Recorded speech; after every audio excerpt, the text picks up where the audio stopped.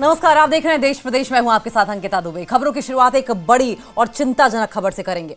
जम्मू कश्मीर से लेकर हिमाचल प्रदेश तक आसमान से आफत बरस रही है। कहीं बादल फटे हैं तो कहीं जमीन खिसक गई है।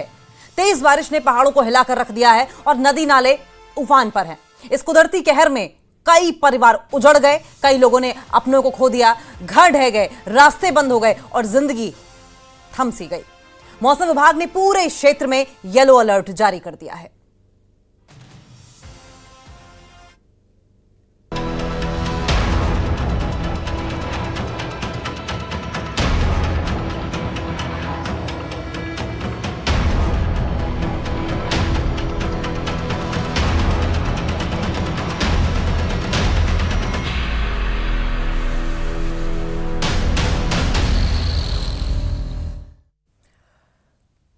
बारिश, बाढ़ और उसके बाद तबाही, और पीछे सिर्फ और सिर्फ तबाही के निशान।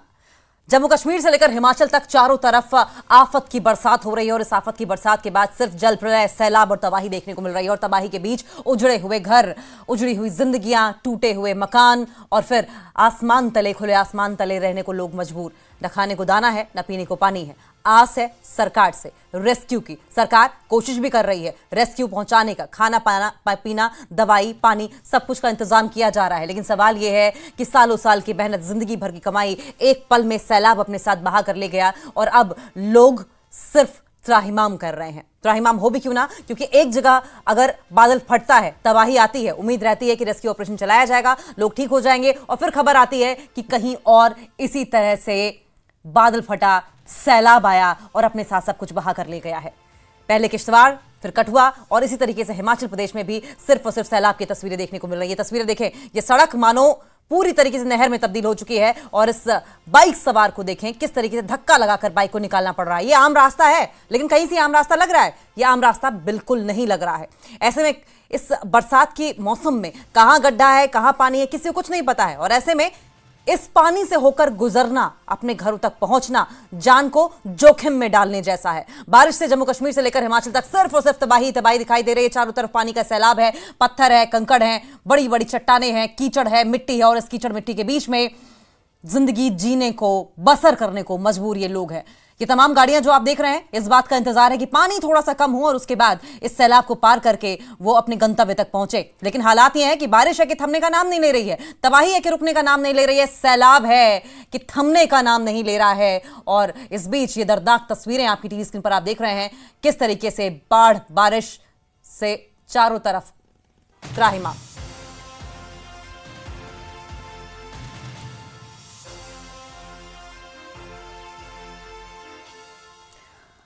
तो आप देख रहे हैं किस तरीके से तबाही की तबाही तस्वीरें हैं जम्मू कश्मीर से लेकर हिमाचल तक। और हिमाचल से आपको मंडी से वीरेंद्र भारद्वाज हमारे सहयोगी हमारे साथ जुड़े हुए हैं।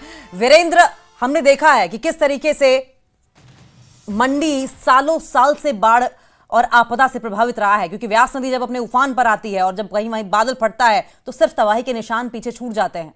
आपने ग्राउंड जीरो पर कई बार कवर किया है, कई बार मैंने और आपने दोनों ने साथ में कवर किया है। फिलहाल क्या स्थिति है, क्योंकि इस वक्त आप ग्राउंड पर मौजूद हैं, बताएं किस तरीके से लोगों को दिक्कतें पेश आ रही हैं, हालात क्या हैं? लगाया हुआ वो दे दो वापस।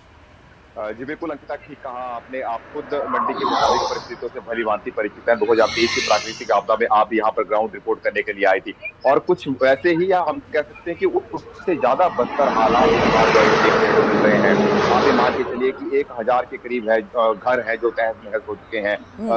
मुख्य जो हाईवे है, चंडीगढ़ राजधानी हाईवे है, उसकी स्थिति इतनी दयनीय हो चुकी है कि लोगों को वहां पर सफर करना जोखिम भरा हो चुका है। बहुत से ऐसे स्थान है जहां पर जो है वो हाईवे लगातार धंस रहा है और धंस चुका है। लोगों को 2-2 दिन जो है वो लग रहे हैं वहां पर सड़क को क्रॉस करने के लिए और उन्हें बहुत ज्यादा दिक्कतों का सामना करना पड़ रहा है।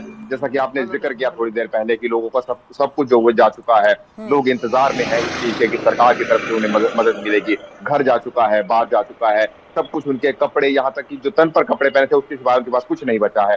अब इंतजार है तो सरकार की मदद का, लेकिन सरकार की इस मदद के लिए उनके सबसे पहले जो इंतजार है वो है जमीन का, कि आखिर उन्हें किसी सुरक्षित स्थान पर जमीन मुहैया करवाई जाए जहां पर वो फिर से अपना आशियाना बसा सके।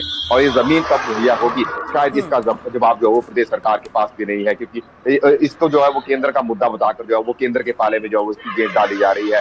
प्रदेश सरकार मुआवजा देने के लिए तो तैयार बैठी है, हम्म। लेकिन ये मुआवजा प्रभावित तभी इस्तेमाल कर पाएंगे जब उनके पास घर बनाने के लिए किसी सुरक्षित स्थान पर जमीन होगी। क्योंकि अगर हम मंडी जिला में इन आपदा प्रभावितों की बात करें या 2023 के प्राकृतिक आपदा प्रभावितों की बात करें, तो उन्हें भी अभी तक यही दिक्कत सामने आ रही है कि जहां पर उनके घर थे, उनकी जमीन थी, वो सब कुछ जो है वो आपदा में बह गए। अब उनके पास घर बनाने के लिए कोई जमीन नहीं बची हुई है, इसलिए वो प्रदेश सरकार से जमीन का इंतजार कर रहे हैं कि सरकार पहले उन्हें जमीन मुहैया करवाए और उसके बाद फिर उन्हें जो 7 लाख की एक मुआवजा राशि प्रदेश सरकार की तरफ से तय की गई है, वो मुआवजा राशि उन्हें मिले और उसके बाद फिर वो अपने आशियाने दोबारा से उतारने की कवायद शुरू कर सके। लेकिन ये होगा कब, इसके बारे में स्पष्ट तौर पर तो कुछ नहीं कहा जा सकता, लेकिन इतना जरूर है कि इस बार की 2025 की जो प्राकृतिक आपदा आई है, उसने सामान्य जनजीवन को बहुत बुरे तरीके से प्रभावित किया है। वीरेंद्र, खासकर तब जनजीवन में अस्त व्यस्त हो जाता है और जो निचले इलाकों में घर बने हुए हैं, खासकर नदी नालों के किनारे, खड्ड के किनारे, उन्हें ज्यादा नुकसान होता हुआ दिखाई देता है। और क्या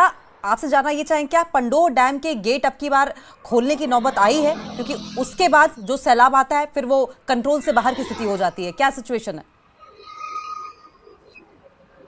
जी बिल्कुल ठीक अंकिता, आपने ठीक कहा कि पंडोह डैम के से जब पानी छोड़ा जाता है तो उसका सारा का सारा जलस्तर जो है उसकी वजह से ब्यास नदी का जलस्तर बढ़ जाता है। 2023 की अगर हम आपदा की बात करें तो उस वक्त परिस्थितियां ये थी कि कुल्लू जिला में भी लगातार बारिश हो रही थी और मंडी जिला में भी लगातार बारिश हो रही थी और ये बारिश का क्रम जो है वो 2 दिनों से अधिक समय तक जो है वो लगातार जारी रहा था, जिस कारण इतना जल सैलाब आ गया था कि पंडोह डैम के पास भी पानी कंट्रोल करने के लिए कोई और विकल्प नहीं बचे थे और उन्होंने फिर पंडोह डैम के गेट खोले और वहां से जब पानी आया तो फिर मंडी शहर का बहुत बड़ा हिस्सा, हम कह सकते हैं कि पंचबक्सर मंदिर, जहां पर अंकिता खुद कवरेज करने के लिए आई थी, जो एक प्राचीन मंदिर है और वो पानी में पूरी तरीके से डूब गया था, लेकिन बावजूद इसके जो है वो मंदिर का बाल भी बांका नहीं हुआ। तो इस प्रकार की घटनाएं जो वो देखने को, इस बार की अगर हम बात करें अंकिता, तो इस बार राहत की बात ये रही कि अगर मंडी में बारिश हो रही है तो कुल्लू में बारिश नहीं हो रही है, अगर कुल्लू में बारिश हो रही है तो मंडी में बारिश नहीं हो रही है। इसलिए जो भी ब्यास नदी में फ्लो आ रहा है उस फ्लो को कहीं ना कहीं जो पंडोह डैम है वहां पर कंट्रोल किया जा रहा है, क्योंकि वहां से पावर जनरेशन के लिए भी जो है वो पानी की सप्लाई जाती है।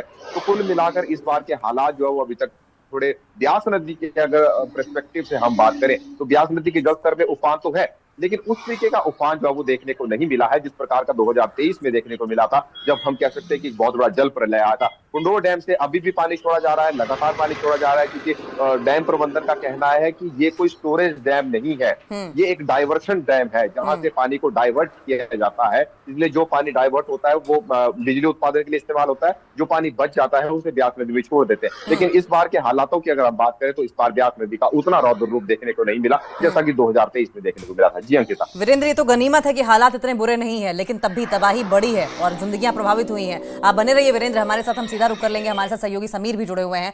समीर, जम्मू के क्या हालात हैं? आप कहां मौजूद हैं और किस तरह की त्रासदी या तबाही या सैलाब वहां ग्राउंड पर देखने को मिल रहा है? देखिए, अभी तो मैं जम्मू में हूं और जम्मू की अगर हम बात करें तो दिन में ज़बरदस्त बारिश हुई थी। कुछ देर तक रही बारिश, तकरीबन आधा घंटा पौना घंटा बारिश बहुत जम के हुई, लेकिन उसके बाद अभी अगर मैं देखूं तो हालात अभी ठीक हैं जम्मू के। लेकिन अगर हम कठुआ की बात करें, अगर हम सांबा की बात करें, अगर हम पहाड़ी इलाकों की बात करें जैसे पुंछ, राजौरी और किश्तवाड़, डोडा और जो चिनाब का बेल्ट है, भद्रवाह एरिया, वहाँ पे बहुत ज़्यादा बारिशें हुई हैं। कई जगहों पे अगर आप कठुआ में देखें तो वहाँ पे एक की मौत भी आज वाक़ई हुई, जो कार है वो पानी में गिर गई। अब जो अगले 48 घंटों की प्रेडिक्शन है वो बहुत ही ख़तरनाक प्रेडिक्शन है। वो है कि जितने भी ज़िले हैं, डिस्ट्रिक्ट्स जो हैं 10 to 10 डिस्ट्रिक्ट जम्मू डिवीज़न के, जिस तरह मैंने कहा रियासी हो, चाहे पुंछ हो, राजौरी हो, डोडा हो, भद्रवाह हो, किश्तवाड़ हो, डोडा हो, जम्मू हो, उधमपुर हो, जितने भी 10 के 10 यहाँ पे डिस्ट्रिक्ट्स हैं वहाँ पे भूस्खलन, फ्लैश फ्लड और हैवी टू हैवी रेन्स, मतलब बहुत ज़बरदस्त बारिशों का प्रेडिक्शन मेट्रोलॉजिकल डिपार्टमेंट ने दिया है। तो उसके लिए जो प्रिपरेशंस हैं सरकार की तरफ से, एडमिनिस्ट्रेशन की तरफ से की जा रही है और लोगों को पहले ही कहा गया है कि वो जो नाले हैं, दरिया हैं, उधर मत जाएं, उधर उसके बिल्कुल दूर रहें। दूसरा जो हिली एरियाज़ हैं, जो जहाँ पे स्टोन पेल्टिंग का खतरा है, जहाँ पे हैवी जो फ्लैश फ्लड का खतरा है, वहाँ पे जो खासकर हिली एरियाज़ में, वहाँ लोग बाहर ज़्यादा ना जाएं, पहाड़ी इलाकों में सावधानी बरतें, ये भी इनको सलाह दी गई है। अब जो कल की प्रेडिक्शन है, कल संडे है इसलिए छुट्टियां कल रहेंगी, लेकिन परसों क्योंकि 48 घंटे दिए गए हैं और परसों मुझे लगता है कि फिर एक बार सरकार को मजबूरन जो स्कूल हैं, गवर्नमेंट स्कूल और प्राइवेट स्कूल जो छोटे बच्चों के लिए, मुझे लगता है उनको बंद करने पड़ेंगे, क्योंकि मौसमी हालात ठीक नहीं है अभी भी।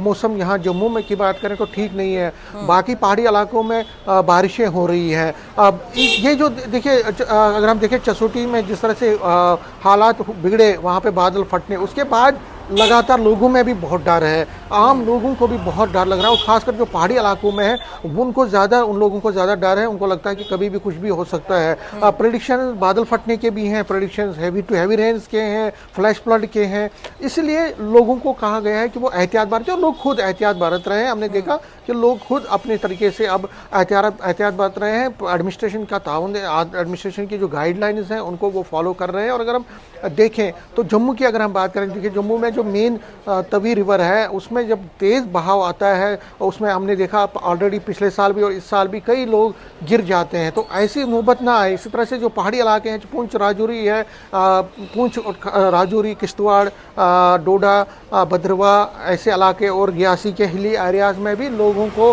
कहा गया है कि वो सचेत रहे। एडमिनिस्ट्रेशन की तरफ से जो कर सकती है, एडमिनिस्ट्रेशन डीसी लेवल पे, एडमिनिस्ट्रेशन लेवल पे वो किया जा रहा है। जहाँ पे जिस तरह मैंने कहा, जहाँ से भूस्खलन का खतरा है वहाँ लोगों को एहतियात बरतनी चाहिए। और जो डैमेजेस हुए हैं, देखिए अगर पिछले कई बारिशों की बात करें तो पिछले कई दिनों से जो बारिशें हुई है, आप चसोटी को पीछे छोड़ दीजिए, अगर चसोटी को हम अलहदा नज़रे से देखें, वो एक अलग एक बड़ा हादसा है, लेकिन जो बारिशें हुई हैं उससे आम जगहों पे, कई जगहों पे जो खासकर पहाड़ी इलाकों में मकान गिरे हैं, काफी नुकसान लोग हुआ प्रभावित हुए हैं। समीर, जिसमें क्योंकि आपने चसोटी का जिक्र किया है तो चसोटी पर विस्तार से बात करनी बहुत जरूरी हो जाती है। दोबारा लौटेंगे हम आपके पास चसोटी का ही जिक्र करते हुए, क्योंकि रक्षा मंत्री राजनाथ सिंह वहां पहुंचने भी वाले हैं। चरणजीत सिंह सहयोगी हमारे कठुआ से जुड़े हुए हैं। कठुआ के क्या हालात हैं चरणजीत, क्योंकि अच्छा खासा वहां पर प्रभाव देखने को मिला है बाढ़ और बारिश का अब की बार। बिल्कुल अंकिता, मैं बता दूं कि अगर पिछले एक हफ्ते की बात करूं तो कठुआ के लिए काफ़ी जो त्रासदी भरा रहा है। जिस तरह से बादल फटने की घटना हुई, 7 लोगों की मौत हो जाती है, कई लोग घायल होते हैं, कई घरों को नुकसान होता है। हालांकि उसके बाद पीएमओ डॉक्टर जितेंद्र सिंह, केंद्रीय मंत्री, वो भी कठुआ पहुंचे, पीड़ित परिजनों से मिले और मुआवजे की बात उन्होंने कही। जिस तरह से जो पीड़ित परिजन हैं, जो प्रभावित लोग हैं, उनका कहना है कि उन्हें कहीं सेफर प्लेसेस पर बसाया जाए। उनकी मांग ये है कि कोई कॉलोनीज बसाई जाए। जिस तरह से जोडा के इलाके में 7 लोगों की मौत हो जाती है, तो वो लोग डर रहे हैं, वो लोग खौफजदा हैं। उनका कहना है कि अब वो उस गाँव में लौटना नहीं चाहते, उस भयानक मंजर को, उस रात को वो याद नहीं करना चाहते। तो जाहिर तौर पर जिस तरह से प्रेडिक्शन है कि कुछ दिन आने वाले और जो है वो काफ़ी दिक्कतों भरे हो सकते हैं। तो जिला कठुआ की बात करूं तो सुबह ही आज जिस तरह से एक दुखदाई घटना सामने आई, एक शख्स जो है वो शहर के बीचों बीच एक छोटा सा जो नाला बहता है और उसमें से अपनी गाड़ी निकालने की कोशिश कर रहे थे। इसी दौरान जो है वो बाढ़ की चपेट में आ जाते हैं, तेज़ पानी के बहाव की चपेट में आ जाते हैं और उनकी उसमें पानी के बहाव में फंसने के कारण मौत हो जाती है। तो जिला की बात करूं, शहर की बात करूं तो अंकिता दिखाना चाहूँगा, ये शहर के बीचों बीच से गुजरने वाला एक नाला है।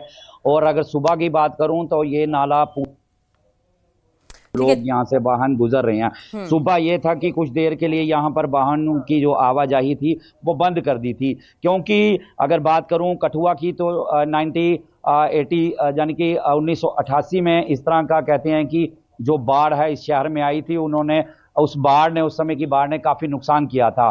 तो आज पिछले कुछ दिनों से जिस तरह से बारिश हो रही है, तो उसी तरह का नुकसान जो है अब जिला कठुआ में और खास करके शहर कठुआ में भी देखने को मिल रहा है।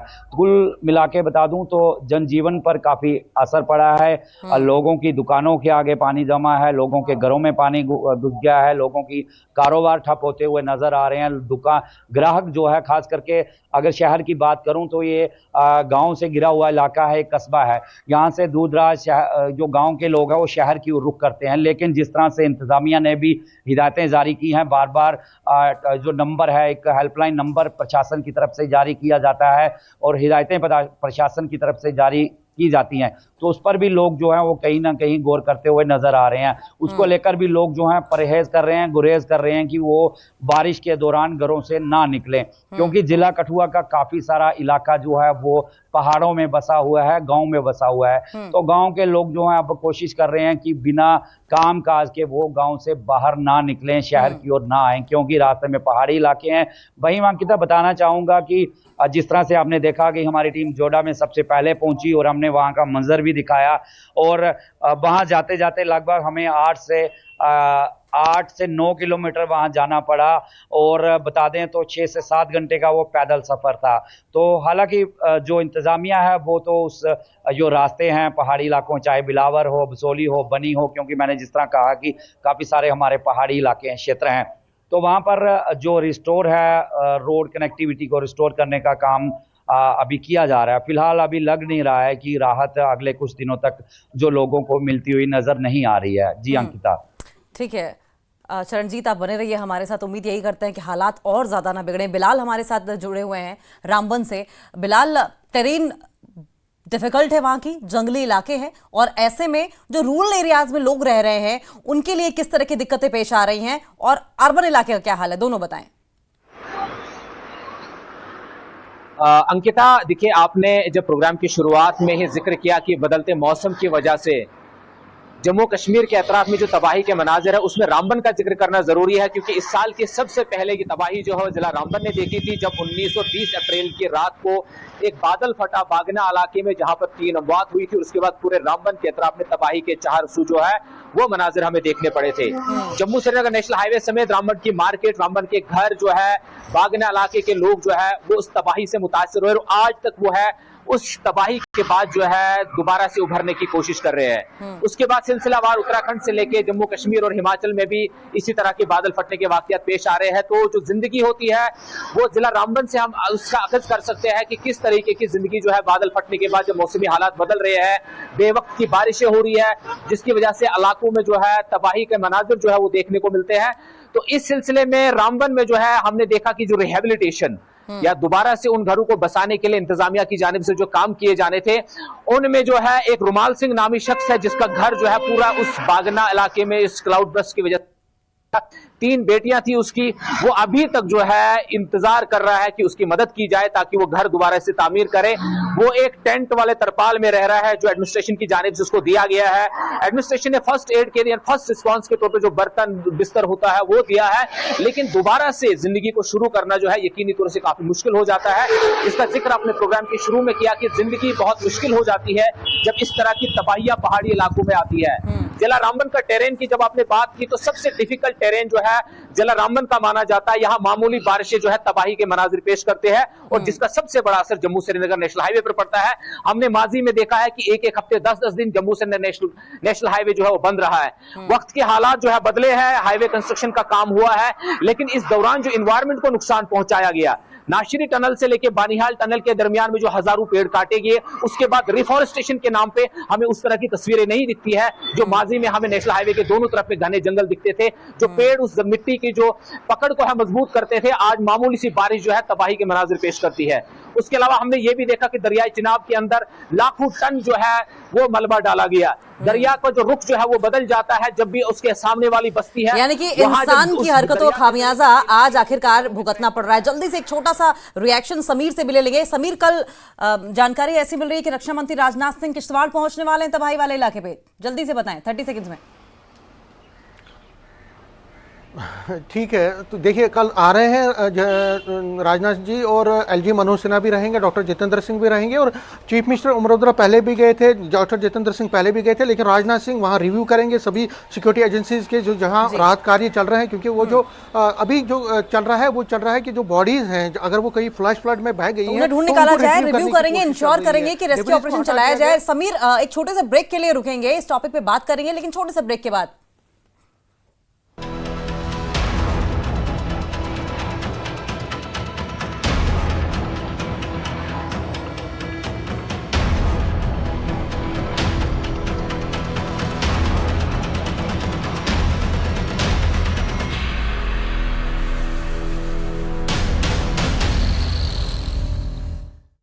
पेट सफा